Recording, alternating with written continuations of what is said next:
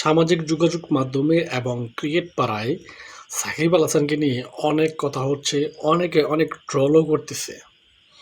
তিনি সিপিএল খেলতে গিয়েছেন, সেখানে প্রথম ম্যাচে তিনি বাজে পারফরমেন্স করেছেন, ব্যাট এবং বল হাতে খারাপ পারফরমেন্স করেছেন, দল হেরেছেন।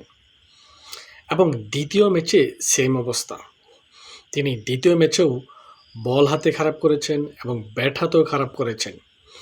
দল জয় পেয়েছে ঠিকই, কিন্তু তিনি ওইরকম পারফরমেন্স করতে পারে নাই। এখন কথা হচ্ছে, তিনি হচ্ছেন অলরাউন্ডার ভাই। আশা করতেছি তিনি কামব্যাক করবেন এবং খুব ভালোভাবেই কামব্যাক করবেন। সাকিব আল হাসান কামব্যাক করতে জানেন। তবে অ্যাজ এ ক্রিকেট প্রেমী হিসেবে আমি চাই সাকিব আল হাসান আবারও ভালো পারফরমেন্স করুক।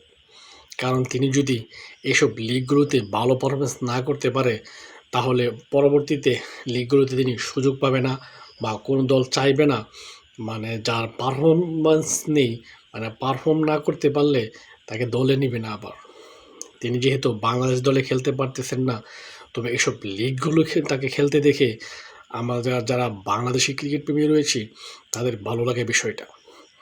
আমি অন্যদিকে যাচ্ছি না, আমি শুধু ক্রিকেটের দিকেই থাকতেছি এবং ক্রিকেটের কথাই বলতেছি।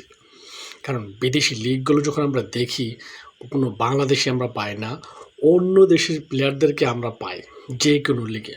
সেখানে যদি দু একজন বাংলাদেশি থাকে, সেটা দেখতেও ভালো লাগে। তবে আশা করব সাকিব আল হাসান পরবর্তী ম্যাচগুলোতে তিনি কামব্যাক করবেন।